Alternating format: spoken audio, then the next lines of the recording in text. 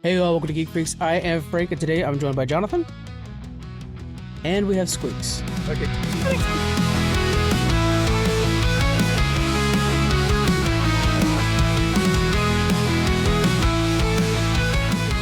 As you can tell, I'm a little bananas for the new Donkey Kong game coming out. So for all of you that are just listening, Squeaks is wearing a Donkey Kong like onesie, pajama, costume. It's a fleece. Fleece. I like it. Okay. I mean, hey, he wanted to surprise us. He did just that. Looks very warm. It does look good. Yeah. Yeah, it's pretty fucking hot. I got to turn it on here shortly. He's got the AC down at 50 degrees because he's wearing if I'm sweating. Yeah. Now that we know that Oh, man. Paulie's going to be his like sidekick in the new game, it was one of your daughters going to be dressed up as like Paulie, and you're going to be Donkey Kong for Halloween. Oh my goodness. You know what? I'll play it a lot, obviously, and kind of like build it up before Halloween, and then see if I could get that get one of the daughters to at least wanting to dress up like that. That'd be I dope. think they said she's like No doubt. 13 or something like that. So yeah, Yeah, perfect. yeah. That's perfect for it. We had some recent news that they're narrowing down their James Bond director. They haven't even cast James Bond yet. They're like, we're going to leave it up to the director. And so these different directors are pitching their version of James Bond. And I want to know from you guys, your question this week is, which director do you guys think would be best with James Bond? While you're thinking about that, I'll go over what has been narrowed down already and my picks so that you guys have time. So first off, so far, we have Denis Villeneuve, who does the Dune movies. We've got Edward Berger, who just did Conclave. We got Edgar Wright, who does all the Shaun of the Dead stuff. He also did Baby Driver. And then we have Jonathan Nolan, who did Westworld in the new Fallout series. Any other picks that you guys can think of that you'd want to be involved with this? I specifically went over the ones that were already the options because I didn't think we were talking about outside ones, but well, just saying if you wanted to add one, yeah, it's not necessarily required. no, but I think the first guy, Denis, I was calling him Dennis, but you're right, it's probably French. Yeah, Denis Villeneuve. I think he'd be the best pick to me because of all the different films that these guys have worked on, his seemed to be most well aligned with the 007 franchise. The same kind of vibes, you know, like Dune and these other Blade Runner action, you know, high stakes, big scale. You could do, you know, all kinds of good stunts and stuff like that. Versus, you know, Westworld was also good, but very kind of slow and dramatic. But like Conclave and some of these other ones, you know, Shaun of the Dead. I love Shaun of the Dead, but is it going to align well with what we want to see in a 007 movie? Probably not. And of course, a lot of these directors have good range and they can do a variety of different movies, but you start to see their style and the different kind of movies that they do. And so I think his is more aligned with what we're expecting to see out of a new 007. Yeah. And then he can handle a big franchise. We've seen that now with Dune. And his scale can do well with, like, if you want a real big action set piece. I was gonna say Matthew Vaughn because he's already got Kingsman under his belt, so it's kind of giving that same vibe, right? I love the action in Kingsman, the sometimes the wittiness, and it's all like fully kind of proper anyway, so it kind of gives that James Bond feel. If not, the Michael Bay, bro, throw it in there, give us some explosions, you know. I might actually stop watching them if they get Michael Bay to do them. Out of nowhere, just have robots just attacking shit, things blowing up, turtles coming out of somewhere. It's like, give it. That's comic book James Bond right there. Matthew Vaughn was a good choice, especially since Kingsman's inspired by early James Bond movies. So it's like, yeah, that's perfect. But man, Michael Bay, oof. For me, of the narrowed down people so far, I want Edgar Wright. I do want that Shaun of the Dead guy. The reason is because, first of all, Baby Driver is a very good action movie. But if we look at Hot Fuzz and things like that, it's a lot of fast-paced, quick action music, action set pieces, like based off of music beats and stuff like that. So I think it's a good way to kind of freshen up what might be a stale brand, because I think for the next generation, when they want an action movie, they watch John Wick. And I love 007, but I do know that it is kind of the older franchise. And so I think instead of trying to find something that is too familiar with James Bond, find something that's fresh, like the new game that's coming out for James Bond. It's a prequel with a younger guy who's obviously got a TikTok account, kind of thing like that. Like, I think let's kind of freshen up. I see what you're saying. So, use this changing in directors to pivot the franchise to a younger generation. Yeah. Yeah. That's not and don't lose the soul, but you know, somebody like Edgar Wright who could kind of make it punchier. His humor is very witty. And so I'm like, oh, that's perfect for the British audience. That's kind of like their first, although now an American company owns 007, Amazon. Nevertheless, I think like this is your chance. Let's take some chances on it. You think that might be scary though to hurt the brand? Like, I mean, it could potentially because there's a lot of obviously diehards, right? You know, fans that it could maybe this turn might be damaging to it. Are you like afraid of that? I am a little worried about that. Happens? Yeah, but I think it's also like, what are you gonna do? Keep banking on boomers to come out and watch your movie? Like, eventually that'll run out one way or another. So you better start preparing for the next generation. And I think, like Matthew Vaughn was a good choice because Kingsman's proved that you could take the spy formula and use it today. You just got to make sure that you have the bravery really to try something new. Kingsman, the latest, the prequel, they killed the main character halfway through that movie, and all of a sudden they shifted the main character. All the marketing was on the first 10 minutes of the movie. You thought the big bad was going to be Rasputin. He died in like the first like 10, 15 minutes or whatever it was. And then it was like, oh shit, there's a whole lot more movie to this. And they didn't advertise the rest of that movie at all. Like, that is creativity that I think, let's take a chance at James Bond. We don't necessarily need the same old thing. All right, let's go ahead and get into our news. That was our question of the week, guys. If you guys want to jump in on the polls, it's over on Threads, which right now Edgar Wright is number 1 and Denis Villeneuve is number 2 on our polls. But okay, let's go ahead and get into the news. Jon Bernthal, our Punisher, he is going to be joining the new Spider-Man movie, Spider-Man Brand New Day. What does this add to the movie, Squeaks? Ooh, I don't know. Hopefully some level of like darkness and violence, right? Because you can't say that you watched that the finale of Daredevil and not expect you to have some of that in Spider-Man, right? So that's a little worrisome. With Punisher coming into the Spider-Man universe, I am worried. Are they going to tone down? Take me serious as I'm wearing this. Tone down Punisher. It is so hard, bro. I'm telling you, you did not make this easy on us. Right now, I'm questioning like the ears plugs or whatever, like your headphones over the costume. Are we muffled to you? Like it's all. I mean, I haven't turned up, so but I'm worried about Punisher being downplayed a little bit, and like I said, with the finale of Daredevil, that's like kind of what we want more. I remember when I texted you right away. I'm like, oh my gosh, why'd they make me wait so long for that pleasurable moment? So, and Daddy Bernthal, I watch him in everything, even like movies I don't care. I just saw the Accountant too. Yeah. Not as good as the first one, but I watched it because Daddy Bernthal's in it, I love that guy. Yeah. So if it wasn't for Spider-Man, I'd be seeing whatever this might be if it, just change the name because of John's in it. So yeah, I'm ready for it. Yeah, I think this is the perfect move for them because Spider-Man with the multiverse thing, they're, way up here. They got a whole big intergalactic thing going on, and this pulls him straight back down to Earth, super grounded. This is one of his, on the beaten or on his streets villains, and it's this big life or death villain that he has that's not somebody's gonna get knocked out and left on the street or something. Do you think Punisher's gonna play the villain? Oh yeah, no, you don't think so? No, Punisher's generally a good guy. Yeah, but the first ever issue, one of the old ones was him trying to kill Spider-Man. Yeah. Or I literally got that on the wall. I forgot about that. That's a good point. Yeah. So, I mean, it could be one of those things where hey, I'm going to chase Spider-Man, and he learns oh, this is not the real mission, right? And throughout Daredevil, he's very much unhinged and unpredictable, and he doesn't stay on the good side of the line. He falls back and forth repeatedly, right? He gets hired by Kingpin to start assassinating people and stuff. He's not a reliable ally to the heroes, at least, or anti-hero or whatever you call it. I wonder what would be the inciting incident then. Like, what does Spider-Man presumably do to become the target of this Punisher? Which I think this Punisher now, as of Daredevil Born Again, is like a lot more good guy aligned than necessarily a mercenary. Well, so it's that line in the sand of killing or not killing.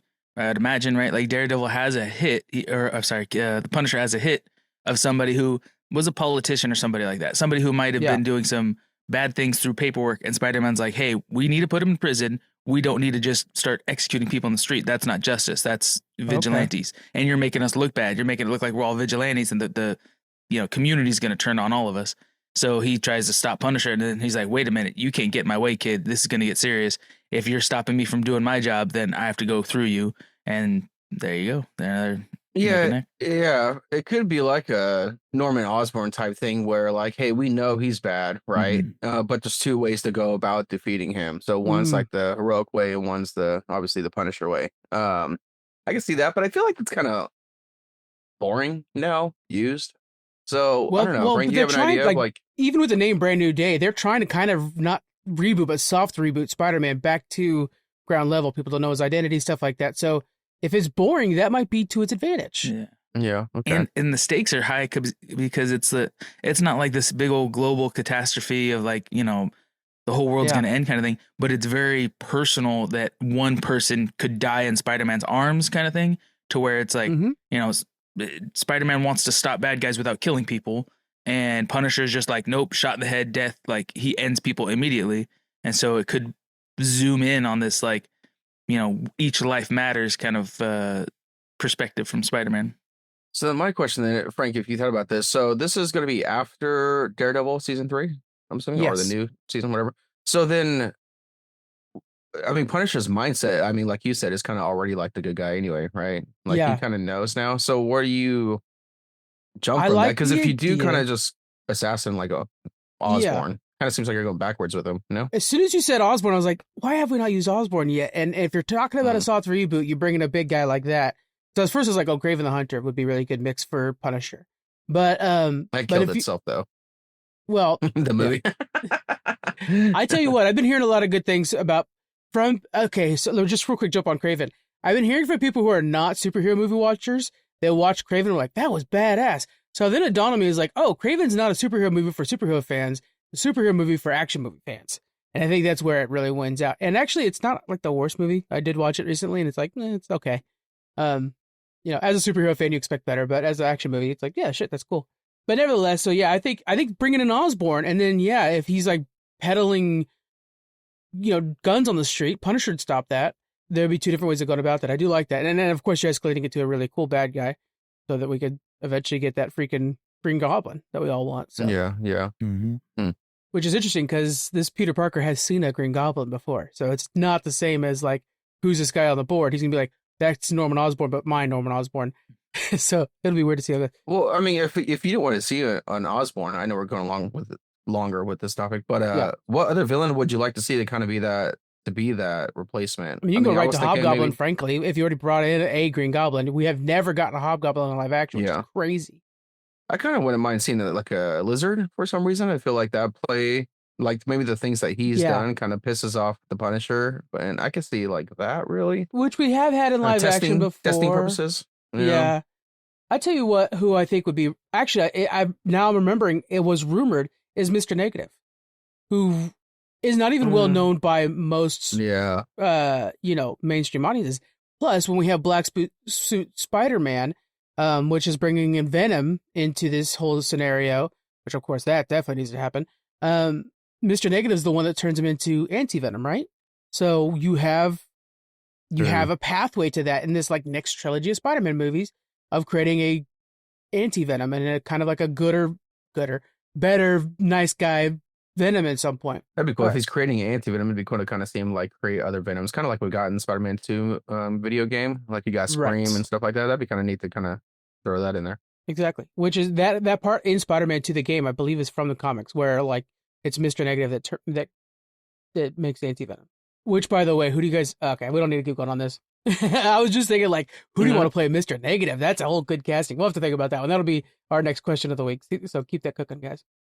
Russell Crowe, who, by the way, has lost a lot of weight lately. Congratulations, Russell Crowe. Russell Crowe joins the Highlander reboot alongside Henry Cavill. Now, I know I'm older than both of you guys. Do you guys remember the movie Highlander? I haven't seen any Highlander, nothing. That's how old you are. Young kids. Highlander's a dope-ass idea. Couple movies and a TV show. Let me just give you the quick one-liner on it. Basically, these Irish, Scottish warriors, and like they are immortal, and there can only be one is a real big line. And like as you kill others, you get stronger. The One, you guys know that movie. I know that one. I'm really hoping, and it had Sean Connery was kind of who's the Spaniard, or he was this guy named Ramirez, who was a trainer to the Highlander we were watching. So I'm really hoping that Russell Crowe comes in as like the Ramirez of this movie that will be the trainer of the next generation. If you remember like the old Mask of Zorro movie, the same sense there, where you have the older kind of fighter teaching the younger fighter how to do things and stuff like that, probably dies heroically at the end. What do you guys think about Russell Crowe coming out of essentially retirement for this job? I guess it means like positive for the script, right? I mean, hopefully he has that mentality, right? Like, hopefully he's like, what's going to bring me out of retirement? I don't plan on ever doing anything. But then he reads this and like, hell yeah, maybe it's something that he grew up with too. And he's like, oh, I would feel honored to be in this movie, Highlander. And having that's the only thing I can think of. Having Henry Cavill in it too is a good sign, because we know he doesn't just pick up any script and run with it. He has to find things that he likes, and he likes a lot of the same stuff that we like. So if he signs on to it, then it's probably got a really good story already tied to it. Yeah, that's a great explainer for Henry Cavill, as he likes what we like. And he does, and right now his Warhammer thing is his entire idea and focus. So hot.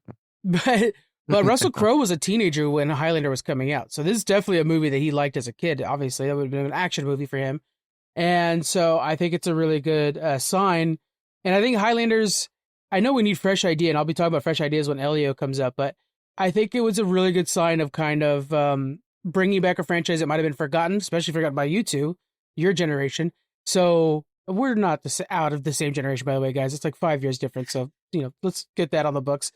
But I think it's cool to bring it back. I'm just happy to see Russell Crowe like ready to fight again, like to see him with a sword again, like he was in Gladiator. That's gonna be freaking cool. Do you know in Highlander what is the source of their like power? Like you're saying, if you kill enough of the other Highlanders, you get stronger. But are they on a different planet, or is this on Earth? Dimensions. If I remember, I watched this as a kid. So, and it was an old movie when I watched it as a kid. I kind of have to like clarify some stuff now I'm noticing, but. I do remember like lightning coming down to give you your power. So Shazam it up, I guess. Interesting. I like it. I was thinking of He-Man. But isn't it more like you said, dimensions, right? So yeah, it's like it starts in the modern day time. Then there's some investigations with a sword, and then it kind of like goes through. Okay, he pretended like he didn't know. He watching a bunch. He's like, I've got to see kids like young and like these kids. Fortnite, Riz. What's the Giat, the shibbity? I don't know anymore. I ran out of words. Yeah, I mean, I think this is kind of cool, Henry Cavill doing it, but I kind of, when I see who Highlander or who he's going to be playing, I'm like, okay, cool. This is obviously like he's got the acting down. I was already from Witcher, right? Yeah. But then I'm like, man, I wouldn't mind seeing like a Braveheart, Henry Cavill, Oh, that'd be so good. Like that'd be pretty high. Hell and then put Mel Gibson in there to kind of like do the whole like teachings and stuff. We just go through Mel Gibson's. I just gave that already. Mel Gibson's list. You can do a new The Patriot. That'd be amazing. I'll take what do you call that? What Women Want or something like that, where he listens to women's. That was a good one. That was a solid movie. Imagine Henry Cavill doing that. All the girls be like, I'm so wet. Horribly. Oh really? Oh yeah. It's all the stereotypes of like 90s comics. Yeah. Like them girls be shopping. It's a lot of that. When you see it again, you're like, she's over there blow drying her hair for 20 minutes, so I gotta go. And it's like, guys, these are all stereotypes we fucking forgot. So we need to make comedy movies that are like not another teen movie that make fun of those old tropes of those old movies. That would be fun. Yeah. That would be funny. Yeah. But if Henry Cavill was doing that, reading the minds or whatever, every girl would be like, oh my God, I'm so wet. Oh my God. Nice. I mean, he can read my mind. I'd be saying the same thing. So. Yeah, of course he would be. Every woman and Squeaks. Let's tap into Squeaks' horror mind here. So we got Blumhouse bought basically the Saw franchise. I like the Saw franchise. I want it to do well. Is this the right home for it? I was kind of hoping A24, and I know you hate A24. So what do you think about Blumhouse taking the lead? A24 has been getting better with me. I've been watching some more movies than like all genres of A24, and they're getting better. But Blumhouse, I thought kind of seemed right to me. I mean, isn't Blumhouse still in the running for the Jason series? They're trying to get rights to Jason, or did someone snag that already? You're right. Yeah, they're still working on that. So they're kind of collecting. Yeah, right. So, I mean, I don't know what you're going to do with Saw. Obviously, this will be a reboot, but for me, Saw has just been played out. I'm over it. Like, I get it, the traps, the excessive gore, whatever. I'm over the old man still living and stuff like that, whatever. Way past that phase. I wish they would just ditch all that thing, yeah. Seriously. So, I guess this would be a nice time if they get it to get back into Saw, because it will feel new, hopefully. I just hope it's a whole different story. Like, why... It's going to be someone still like playing these games or conducting these games. I mean, you can't get away from that, right? So it seems so vital. I would probably incorporate social media to it a little bit, so where it's kind of like doxing.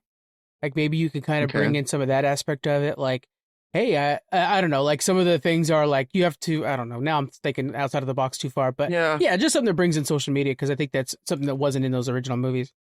I just don't know what you're going to do to make it different. And obviously, it's, people get paid to come up with these ideas, but like, I mean, it's just traps and people dying. Like, do you trust Blumhouse? Is that like a good sign for you when you see Blumhouse got a movie I coming think out? so. I get excited every time I see Blumhouse when it comes to like the purges and anything else that they do. But yeah, I mean, I like Blumhouse. Every time I see that little Blumhouse logo, I get excited for it. It's a cool logo. That's a side thing, but it is a cool logo. I do like the logo a lot. You guys remember horror movies before the Walking Dead series came out, right? How we would see zombie movies, but they were obviously one big standoff movie and they were good, but we'd never seen a successful horror series for the most part that I remember anyways. What do you guys think if they made a Walking Dead, or sorry, Saw TV show, a actual series based on this? Especially if AMC bought the rights, that'd be cool because they obviously have a good experience with it. But I don't know how you'd extend that story out so long. What do you have any ideas? Exactly. So it's like a zombie movie. How would you extend this movie that we had, a single standalone people trying to get away from the zombie? How do you make that into a whole series? They wrote a great story, and story after story, they would come in and out of different, cast and stuff like that. But it would. I mean, it would just have to evolve over time. Like maybe different people keep getting caught in this guy's traps. Yeah, and they at the end of every season, the key is they're all dead. The story has to be told by the serial killer. Then he's the one that survives enough for there to be a series out of it. Yeah. Otherwise, you're like this guy that just like not again. Season 2. Yeah.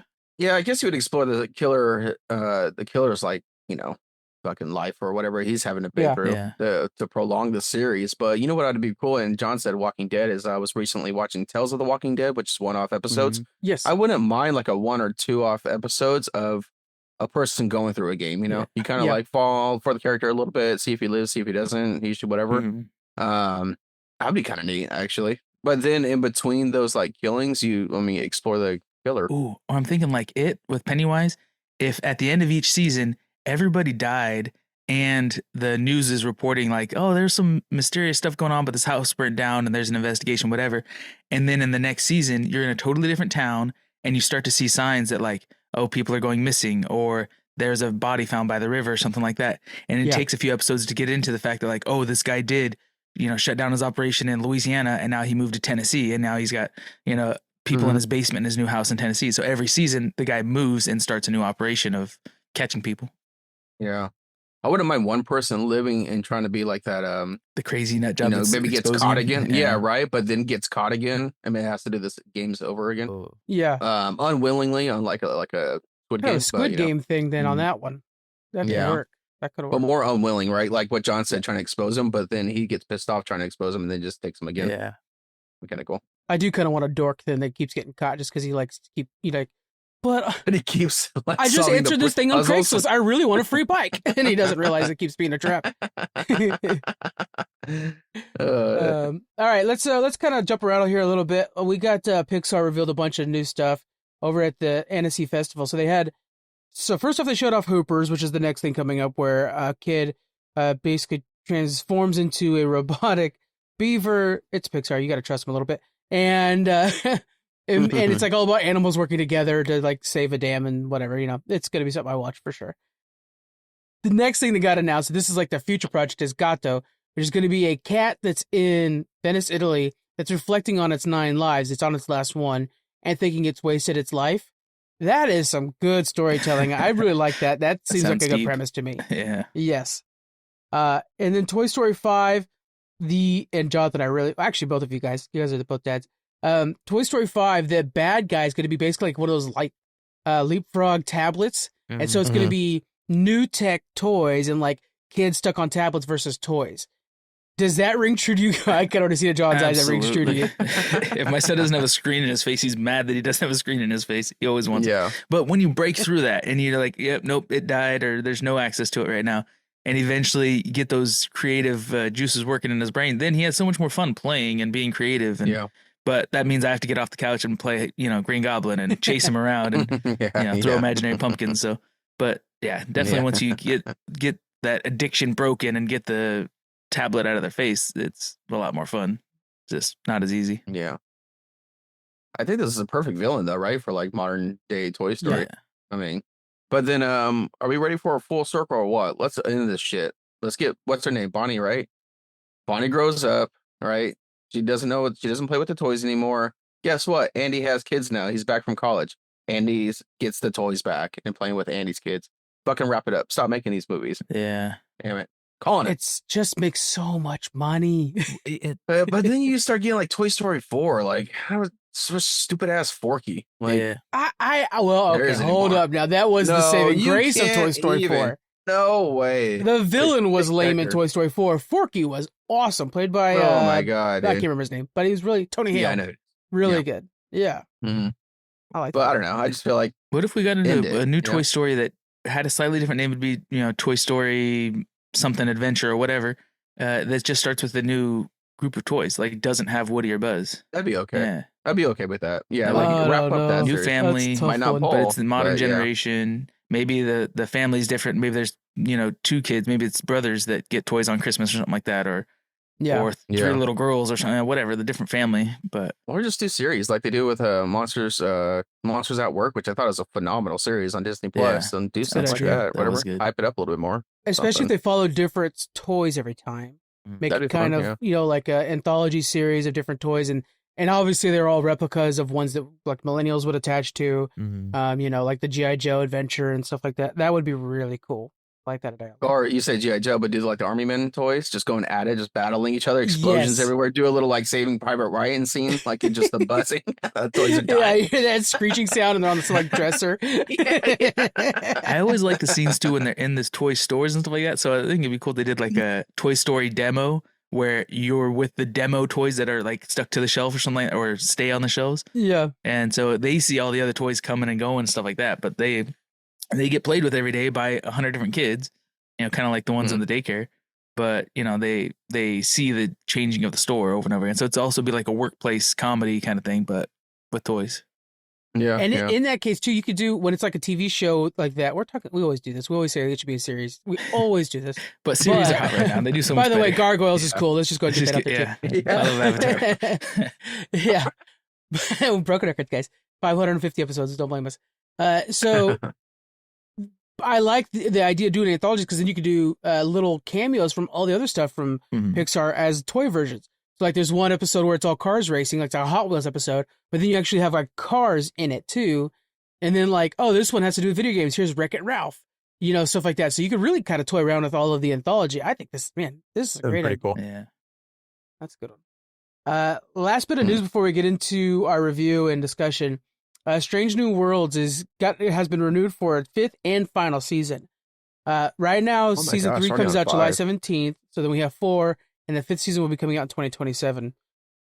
As our Resident Evil Star Trek guy, John, what are your thoughts on them putting an end cap on Strange New Worlds, which is kind of the flagship series? Yeah, it should Resident Evil. Yeah. You're a Resident Evil expert. You said evil. Yeah. Did I say Resident Evil? Yeah, you did. Yeah, you did. I liked it. But yeah, 6:30 in the morning, guys. That's when we record. Yeah. How crazy is that? He's still not awake. I think someone's mad about it. It's good and bad. It's good because we don't want people to get burnt out. People's attention spans are so much shorter than they used to be nowadays. Yeah. And we don't want the fans to kind of turn against the show and not have that same excitement for it. So to say, hey, it's limited. You only got, this season and then 2 more after that. So enjoy it while you have it. I think we'll kind of help rally support and keep people engaged with it. Mm-hmm. We used to see, 7 or more seasons per series. But they also have multiple other shows coming out within Star Trek too. So we want to see people feel like they can watch other stuff and they're not overloaded with too much Star Trek, I think. I don't think that would become an issue really, but it's unfortunate to see an end to it, but also that means that they have something to write too, so they could start writing the end and it just isn't open-ended. So I think it's a good thing, but it's just unfortunate because we like this show so much and we want this to be, the anchor tentpole of Star Trek. But we know there's more coming down the line too. We have Starfleet Academy in the works. There's the rumored movie that keeps getting delayed or whatever. I'm not even counting that anymore. Yeah, so and the problem too is Viacom and Paramount, they're all working on mergers. Mm-hmm. So you're like, okay, what's the fate of Star Trek? I think honestly, Starfleet Academy, if it doesn't become an absolute hit, And I'm talking, it needs to be buzzworthy. Mm-hmm. If it's not that, then I think we're going to go through another content drought with Star Trek like we had last time, where there was like 10, 15 years of no new Star Trek. Yeah. Are we prepared for that? No. Yeah. And I imagine, I don't think as much as I like the idea of Starfleet Academy, I don't think it's going to be mainstream enough to bring in more audience than any other Star Trek has. So it'll bring in the Star Trek fans, but I don't think it's going to bring in new fans. Not very many, at least. So we'll see, but hopefully we don't have another Star Trek drought, because that's pretty lame. John, what do you think it's going to take to bring someone that's not a Star Trek fan into it? Like, what new series would you like to see that is like, oh shit, this should, bring in a massive crowd to continue before the drought of like the, Yeah. Well, so that's the problem is you don't want to change it too much, but you'd have to change Star Trek to be, more like Star Wars, more about the explosions and lightsaber battles than you would, Star Trek is more about like deep meaning and story and hope and, I don't know, acceptance and stuff like that. But you'd have to, I think, turn away from that, which Star Trek fans don't want to see. So I think you just keep making Star Trek content for Star Trek fans. If it has to be at a lower budget, totally fine. Keep making Star Trek, no matter, if you can't afford the big flashy stuff that looks like a movie, that's okay. We'll keep watching it if it's cheaper. Yeah, see, I got into Star Trek when those movies came out. I thought they were phenomenal. And that had a little bit of action for sure in it. So I could get what you're saying. Like, it pulled me in. It got me. And now I'm watching like Next Generation, and I'm a little slow on the Strange Worlds, but I'm getting there. So maybe, you're right. Probably is going to take something like that to kind of keep that going. It feels like, too, Paramount takes them seriously in the sense of like, hey, we're going to make all these movie quality. And hell yeah, they are. Even Discovery in that last season, which they all but, gave up on, still had very great looking graphics and acting and yada, yada, yada. I have a feeling, though, distribution is where it needs to be fixed. Because the fact that these are going on Paramount Plus, and I mean, this and like Survivor are the reason Paramount Plus is an app still. Those are the only two things that are really pushing this thing along. But they need to put it out on Sunday night on CBS. Make this the flagship of your station like it used to be. In the 90s, I mean, the reason Voyager was made was because they were launching a new channel called, I think it's not the CW at the time, UPN. Remember UPN? Yeah. Oh, I'm old, guys. Boy, I'm showing some age here. The UPN network, Star Trek was going to be the show for UPN. That's how they launched it. And so you need to do something like that. You need to get that shit out on CBS, because the fact that it's on Paramount Plus and you have a lot of the older generation that likes the original series, or even at this point, Next Generation, they might not know exactly how to use Paramount Plus or not be super familiar with different streaming services. Yeah. So it's really hard. Put it out on CBS or make a partnership with somebody like HBO Max to really make it as accessible as possible, because that's the only way you're going to bring a new Star Trek fan and reignite this fandom. It feels to me like Doctor Who, where it's like, oh yeah, it's fantastic, trust me.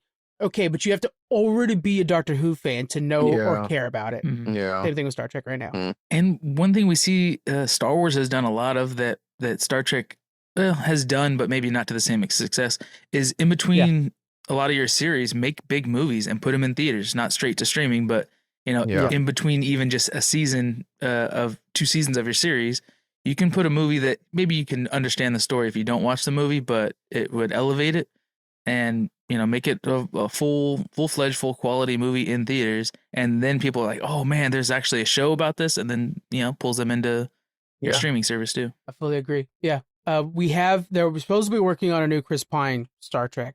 And it's just like on and off, on and off. When you talk to the actors, they're always like, yeah, it's happening. It's just, right now we're at this phase, we're at this phase. It's like, you guys have been developing this thing for like 8 years now. You're aging out. And I would say that was based off the original series. Make a new set of movies. I'm cool with them being the action movies that Squeaks was referencing earlier, but let's do the Next Generation now. Let's make a guy who's like Picard now. Jump in there. Like, why not? Bring Tom Hardy in. He already played Picard's clone in Nemesis.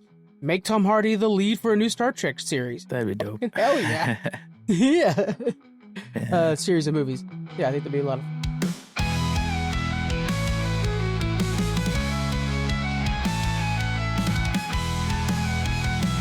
All right, let's go ahead and get into our reviews. We're going to be talking about Elio. I have not watched 28 Years Later. I was trying to get that in, but I couldn't get it in time. But I did watch Elio. I'll give my quick one-liner, and then you guys ask questions on anything you might have. Neither of you guys have watched Elio yet, right? No.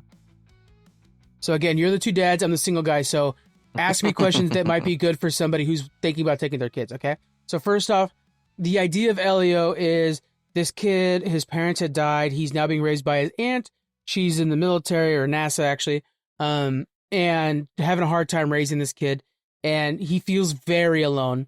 He's bullied by people. And so he wants to be taken away by aliens. He's got a fascination with science fiction. One of the absolute coolest little cameo. I'll explain that in a second. Jonathan, I texted to you. Yeah. But after he hears about the Voyager probe, he's like, I want to go to space too. And he keeps trying to be abducted. By a fluke, essentially, he does end up getting his message out to aliens. And they're like, okay, we're going to get the leader of Earth, which is this Elio. So they bring him on board. He's about to join the Galactic Federation.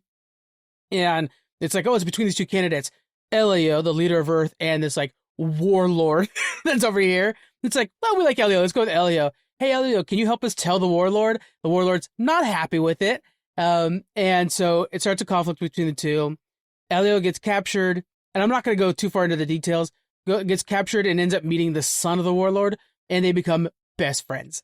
And it's all about them being like really good friends, and it's a really adorable story. I'm giving it like, frankly, a really strong 8 out of 10, possibly a 9 out of 10, because it's a 90-minute movie, which is kind of nice about, I don't watch a lot of animated movies anymore, but it's nice to be able to like go in, go out, boom. I had a fun time. There was no slow parts because there wasn't enough time for a slow part. Just a cute little tale. It was a lot of fun. Yeah, let's go from there. What questions you guys got for me?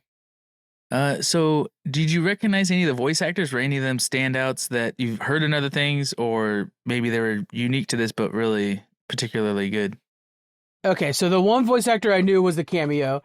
What it is when he goes to the museum and they're explaining the Voyager probe, they had Kate Mulgrew voice the narrator of that, which of course is the Captain Janeway of Voyager. So it was a nice little like nod to the Trekkies. But that was the only recognizable. Now I'm pulling it up because I'm like, I don't even know who the voice actors are on this movie. Yeah, I think wasn't Zoe Saldana plays Olga, which I believe is the aunt. Oh, and I knew Brad Garrett. That's it.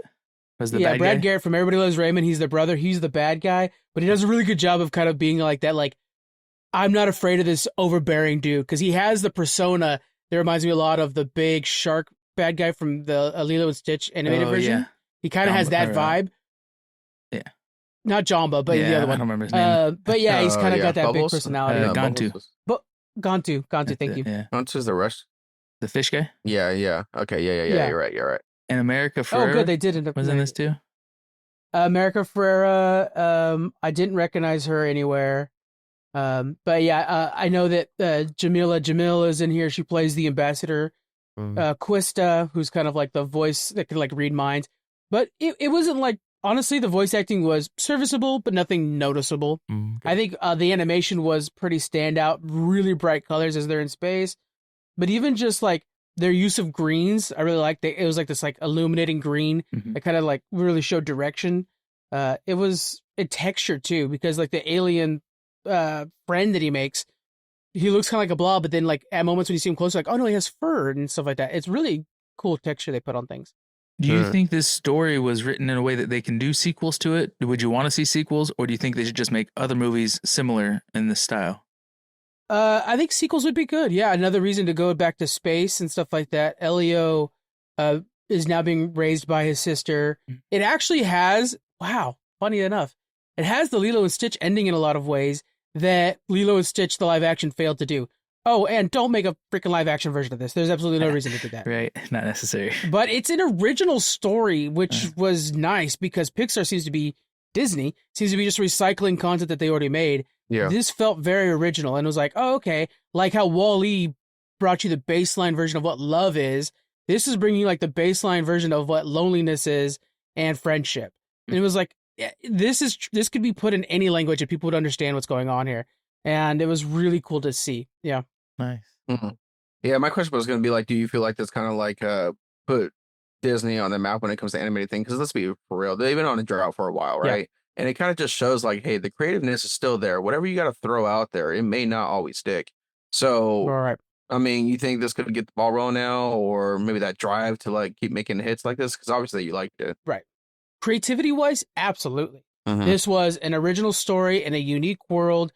It was fast and easy. I would presume kids would really like this movie because it seems like the kind of movie you throw on while you're doing the dishes and vacuuming, and they would be hooked.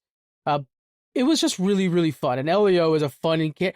Elio and the little friend alien, Glordon, I think his name was, are super funny. There were lines that had me chuckling. There were moments where I was like damn near tearjerker at the end. Like it really had the gambit of emotions. And I was really impressed by that. My problem is people are lazy and don't go to the theaters anymore when they need to. And so please go watch this in theaters. Don't wait for Disney Plus, because then they won't make more of them if you don't. And I don't know, this isn't going to, that Lilo and Stitch movie that we said like was just okay and mediocre at best is almost at $1 billion. So it's like, they're going to make more because you guys are still going to them, but they might not make more of this because it's probably going to flop, unfortunately. And it's an original story. It's a shame. Also, see, so I just saw How to Train a Dragon. I honestly didn't know, maybe that's marketing purposes. I didn't know Elio was out yet. So I saw like all the like, because even my when I saw How to Train a Dragon, one of the opening trailers was Elio, and I was like, oh shit, yeah, this is coming out anytime now. So I realized, oh shit, it's out right now. So it's coming. It's kind of being released with a heavy hitter, you know. That's one of the things that people are talking about. How like they didn't market this well because it got delayed. They did some like rewrites or whatever, which you do not feel. Usually you could feel rewrites. I don't feel them in this.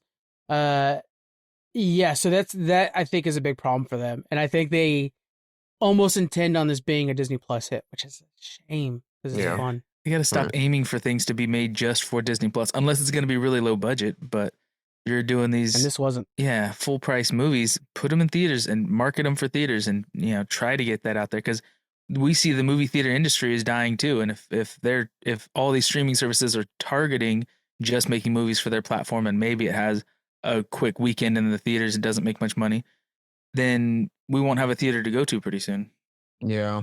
And this one's going to be washed up by next month, which is already in a couple days if you think about it, because you got Jurassic World, you got Superman, and you got Fantastic Four. So there's no money being poured into the June movies. Every week. Yeah. So this will be on Disney Plus very soon. I just think that if people need a reason to get into some air conditioning, we have heat waves going on right now.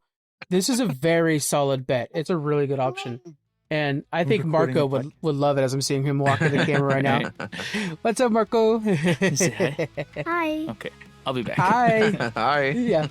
But yeah, it was a good flick. And I think like a monkey. Yeah, it was a monkey guy.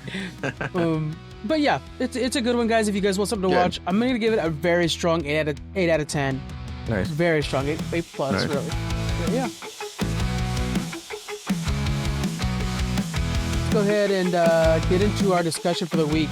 Marvel versus DC Gaming. Why is Marvel beating the hell out of DC? Yeah. Squeaks, when you first hear about Marvel versus DC Gaming, what's your initial opinion on who's winning that fight? It's unfortunate to say that it's not even like a battle, really. Marvel's winning, and I think my one sentence hitter is that Marvel's putting its IPs into different companies and whatnot, and just seeing what, like I said recently, sticks on the wall. If it's not successful, it's not successful, and they're not always going to be. I enjoyed Marvel Avengers that Square Enix did. I had a lot of fun with it, but it didn't get as much love as I gave it love. And you know what? Fine, whatever. They're moving on to the next thing. What do they got? Marvel Rivals. Okay, they got this really, I feel like, anticipated 1941. Is that what it is? 43 one coming out, and it's like an awesome idea of combining Black Panther with Captain America. They're doing card games, again, Marvel Rivals is nothing like they've done before, whatever. DC is sticking with one company, it seems like. Any other game that's not a Rocksteady game is unheard of. So there's a lot of like these, I'll take that back, Injustice, but there's a lot of like their own like app games. Who gives a shit, So my thing is just like they're not branching out to multiple game publishers. To me, it's perceived loss as well. Like, it does feel like Marvel's across the board just firing on more cylinders. And DC, the day that Marvel Rivals was released, DC revealed their new game, and it was an app. And it was just like, oh, you all lost this fight. Yeah, like, who cares? Yeah. And then, Injustice is notable. And then when I posed this question online, my feedback from people was like, oh, DC wins because Batman Arkham is the best. Like, great. 10 years ago, I enjoyed that game too. Yeah.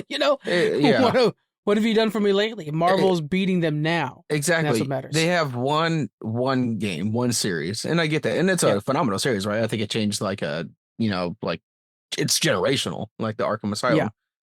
Yeah.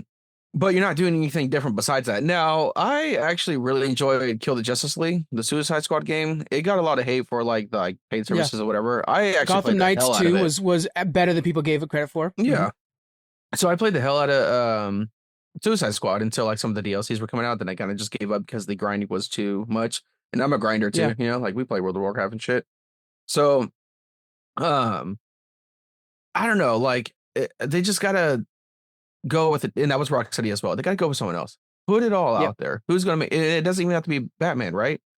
Why the hell are we not getting like? I mean, I'm gonna say a Green Lantern Corps type game, Superman game, a Wonder Woman by itself. Back in the World War I, look at have her fight these things. It'd be badass things. That'd be great. In the view of like a God of War style. So like you got to put it out there. Like you can't just give it a Rocksteady and have them do everything because clearly they can't land it all the time. Right. And it doesn't need, and you need to have other options on that. We're starting to get that with Star Wars. Mm-hmm. And then with Marvel, the breadth of genres that they're hitting. So I got a couple written down here. You have that mobile game like Marvel Snap. You have a hero shooter like Marvel Rivals. And you have a AAA single player game, so PlayStation, with the Spider-Man game. Yeah. But then we look at some of the other things that also worked out well. So the 2018 version sold over 25 million copies, meaning it's a blockbuster hit for gaming. Spider-Man 2, 11 and under a year. And then we might have forgotten these games, but Guardians of the Galaxy and Midnight Suns are both critically acclaimed games. They weren't like huge sellers, but they were still like award winners. And it's like, okay, so DC, when you guys come out with a game that's not a big hit, not an award winner, it's downed quite a bit by people, like you were saying with the Justice League game or Suicide Squad game. So yeah. So what drives this momentum to you guys? What do you guys think is pushing Marvel ahead of DC on this one? I'll start off with us. You were saying beforehand that smart partnership. They're picking really good people to work with. Insomniac, they rarely miss. You have Arc System Works. They were new, but the board had like proven team put together and stuff like that. I think that idea of spreading across multiple companies and getting new voices on your IP worked well for them. What other things have helped their momentum? I mean, that's my big one. That's what I agree with. You got to have just like what is Square Enix did Guardians of the Galaxy, I think, if I remember correctly. And I really love that game, but you got to give you just have a one trick pony right now, and that's the problem. I mean, that's solely it. I don't see what else it is. You got to give EA a chance, give someone else, Ubisoft a chance to make something different and explore a different part of the world. Like, I mean, come on, you had EA do Jedi Survivor, right?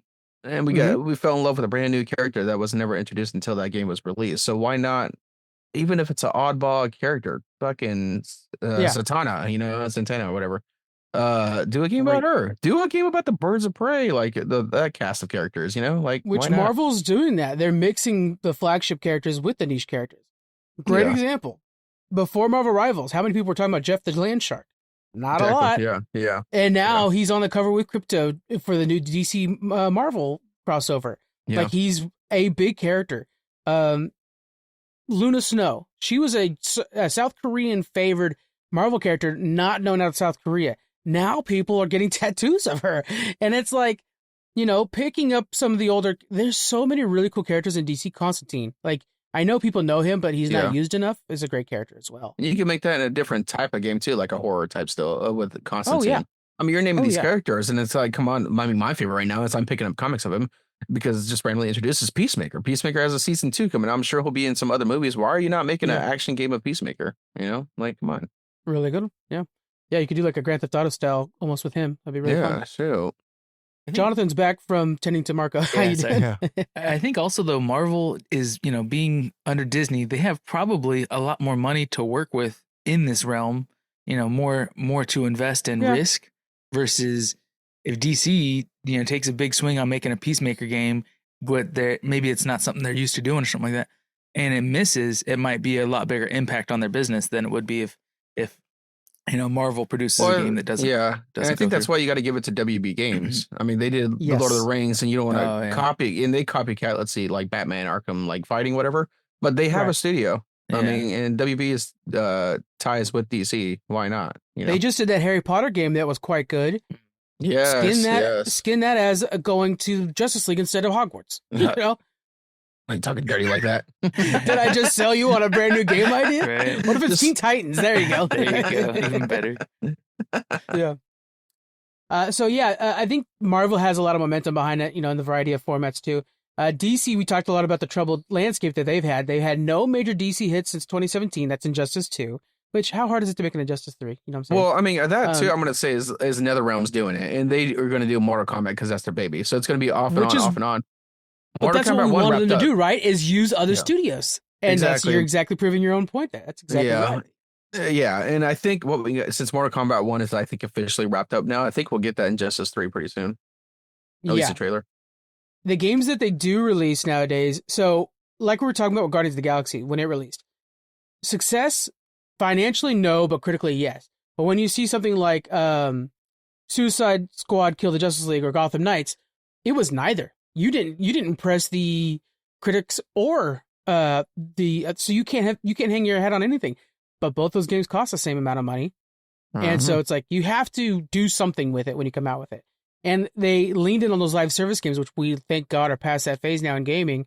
But it was like, okay, so you're not going to fully back it up. Same thing with Marvel Avengers. That to say Marvel was perfect is ill-fated. But, once you stop supporting those games, then everybody stops playing them and you're forgotten. And you've got these issue refunds a lot of times. Yeah.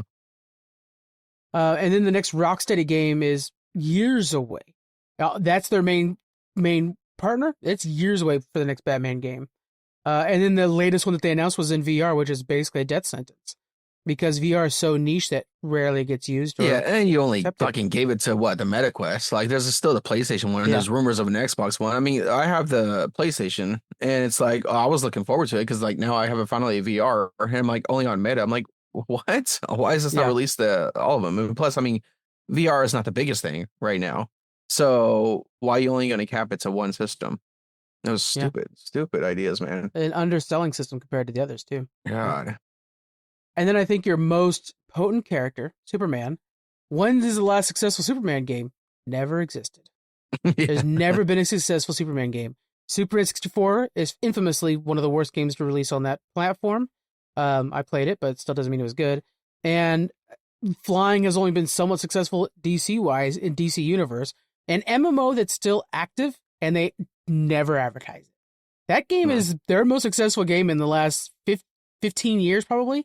As in, like, consistent players, and they never advertise it. Meanwhile, everybody praises the Arkham games, and I always see those sons of bitches on all 3 games for $5 sale, every summer sale, every sale that there is. It's always available. But DC Universe is the last time they actually nailed flying into mechanics, and it's never advertised. Like, just use that, guys. It's sitting right there. Yeah. But it just sits there empty. I mean, it's essentially Spider-Man. Yeah, instead of swinging across the city, just fly across the city and then drop down and do some damage. I mean, shit. So, say I gave you James Gunn's personal phone number, and he says, Squeaks, I need you to run our gaming department. What's your first move? Oh, fuck. It has to, I mean, I'm going to take that challenge, and it has to be a Superman, right? Because you see Captain America, like, everywhere on the Marvel side. So, we got to drop the flagship of DC. And while it's hot right now, with the movie being released soon, why not, So, I mean, that has to be it. It's the biggest challenge, but it has to be it. Jonathan, what are you thinking? What's your first move if James Gunn taps you? Learn anything about video game development? I have no idea. Yeah, I would. You just got to be the brains. You don't have to do anything. Storytelling. No, I like the idea though of making just like we see with the movies, make an individual game for each one and make the game play different. Like have a Captain America, or sorry, wrong. Have a Wonder Woman game where you're out in the jungle and you're fighting poachers and stuff like that. And then Superman, you're flying through the city and bigger stakes. And then Batman, and then bring them together after a while to be like a Justice League game would be kind of cool too, because you build them out in their own game. Even multiple series, multiple versions of their game would be fine, but then bring them together later too. Just like we see with everything, DC, it's always build out these characters and then bring them together for the Justice League. But I don't know. That's all I would do. Or it might be a good platform to experiment with some of the lesser known characters and see who really takes off from there. I'm trying to think with Superman, it's hard because his traversal's too easy. Like Batman, I think is the one you'd want to use for open world games, just like you do with Spider-Man, because their traversal is a little bit more tactile. You have to feel swinging on those buildings. You have to feel gliding through narrow buildings with Batman. Superman, you just fly. So I'm like, is there a version of gaming where you don't have an open world Superman? Would he work in Side Scroller? Would he work in Battlers? I mean, he does work in Injustice. You think it has to be open world? There's nothing else? It has to be. I mean, the flying is, and they have to do something to make the flying just satisfying, right? Like, it's fun to fly. Like, I don't need checkpoints to travel across the map. I want to fly. I mean, it's kind of like almost, kind of not. I mean, you really enjoyed Red Dead just riding a horse. So it has to be something just tied into be like, what's so satisfying about, you know how you make flying a challenge though is just like any, game where you drive a car and the car has real sensitive handling and you might, overshoot where you're aiming for. Make flying like, hey, I could fly 1,000 miles an hour if I try, or I could fly, 2 miles an hour, but it's hard to gauge, how fast am I going? And did I just accidentally fly through a building and now I just killed 100 people? Or, make it to where it's not the easiest thing to do. So it does take skill and practice to do it right. I like that idea because that makes it satisfying when you do nail that because you practice so much. I'm playing a game, which I'll recommend called Rematch, and it's a soccer game. It's like a 3v3, 5v5. Yeah. That's a really hard controls, and you're like, man, I play FIFA my whole life, but once you kind of like get that down, even like I'll say it's a Valorant. Valorant is just really high skill, but once you kind of get it down, then you're like, oh man, this is so badass. Now look what I can do. I'm spinning in the air through buildings or something, But yeah, make the controls a little challenging. That'd be kind of neat. What about this? Okay, I know we're really pushing on Superman right now because we're trying to find a way for the flagship to work for themselves. Instead of making a very powerful traversal character in a small place, you just make the place bigger. To where, what if it's kind of like Supergirl World of Tomorrow? We're still using Superman though, and he has to like, hey, there's an intergalactic threat. We need you to go to save our solar system. And so now you're bouncing around from planet to planet. You're using, random map generators to build these worlds out, and you're literally flying from world to world. And then all of a sudden, the scale makes sense for Superman's abilities. He does feel like this is a little bit more of a pain in the ass, And the further away you get from the sun, the harder it is for you to fight. Yeah. But it would be he does cool, have a spaceship, like a No Man's Sky essentially, where or maybe even like that's the game I was trying to think of, and I forgot the name of. Yeah, thank you. Yeah, that, or even like Starfield, where you like, okay, I'll fast travel to this planet, but then you could do fast travel to like in space though, so where it comes like you're coming down from it. That would be pretty neat, And you land and like you're generating it all, so it's fine. But then there are things where you're trying to like, for all your things are to save Earth, but there's a coming invasion of Brainiac, and so you're fighting everything off or whatever, or maybe Zod and his troops are loose from the negative zone or whatever, and they're fighting in. So you're preventing things from getting to Earth, kind of like you would in Helldivers 2, essentially. And then like when you're on the outer rings, when you're out by Pluto and stuff like that, things are harder because not that they're necessarily unbeatable, but you're farther from the sun, so you're weaker. And when you come back to Earth, you're stronger and stuff. So it could be this fun little balance. Boss battle is actually on Mars, where you're closer to the sun, so you're super strong, but you're fighting Brainiac's big machine that's literally like using Mars as its machine or something like you could really upscale stuff. It'd be fun to toy with that, I think. Yeah. Like and we always, Kryptonite's obviously his weakness. So if we could see something where, he's on the planet, I'm thinking kind of like Avatar with the firebenders, but there's a comet of Kryptonite coming. So Lex Luthor has it planned out. He mapped it. Maybe he even sent a rocket to direct the comet to come their way or something like that.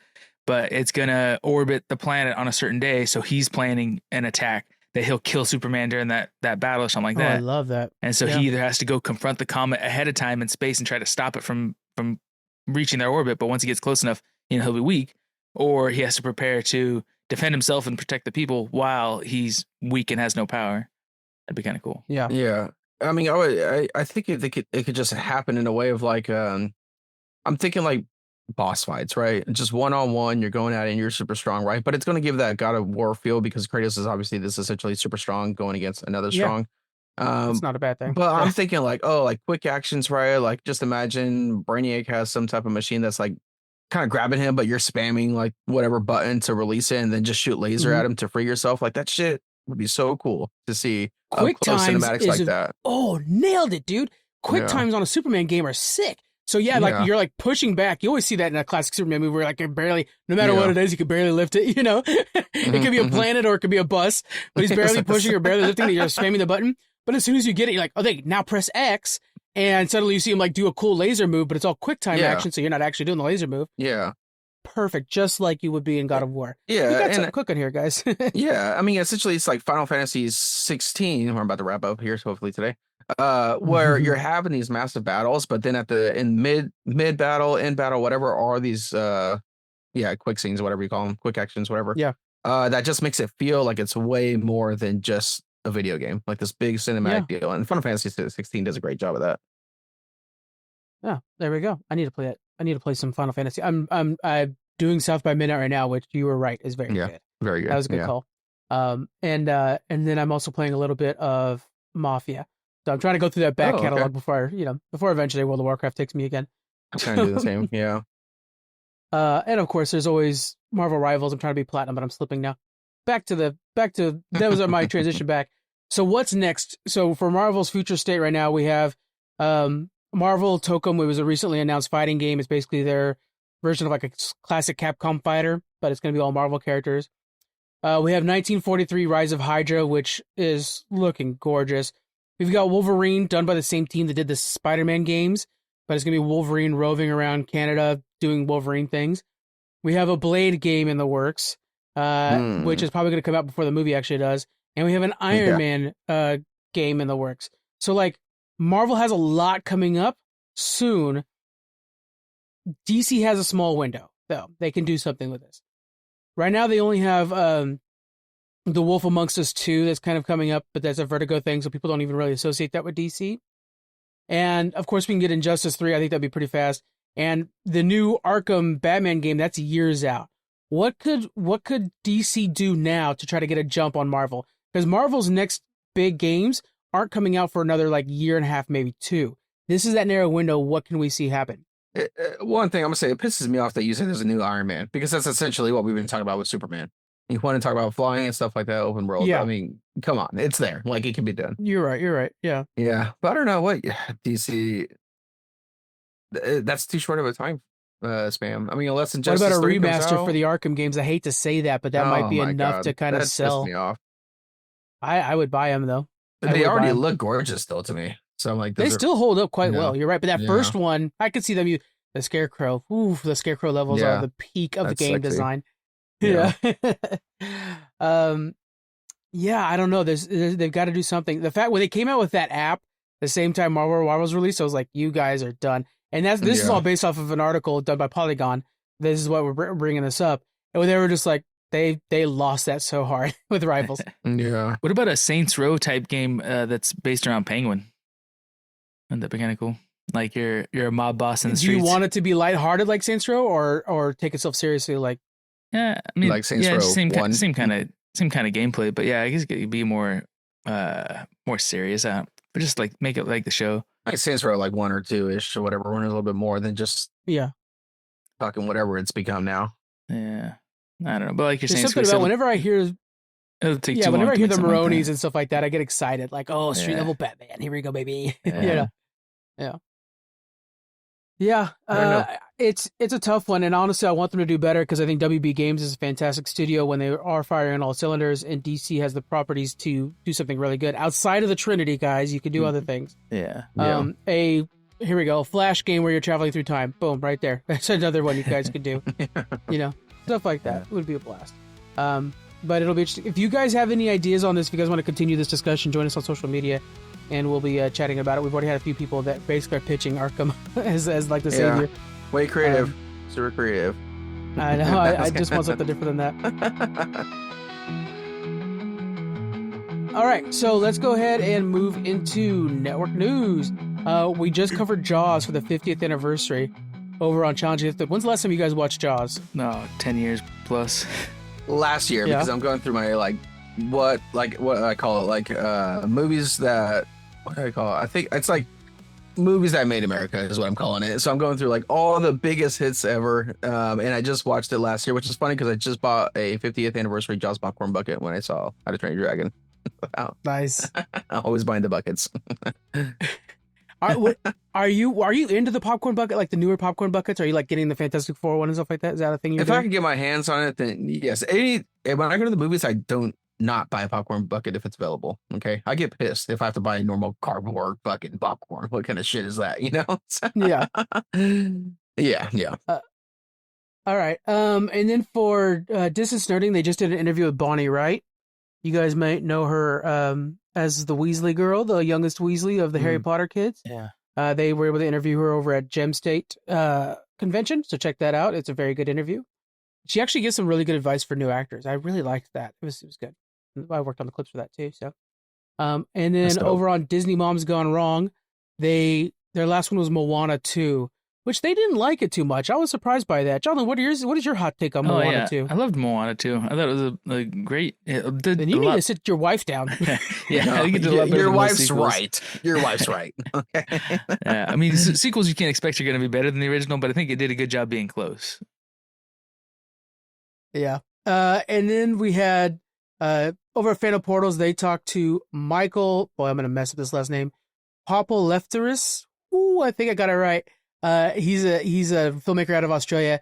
They're getting a lot more interviews with filmmakers and actors and stuff like that, and they're trying to focus on Australia as much as they can, but their audience is here in America, so it's a little bit of a tough bag to do.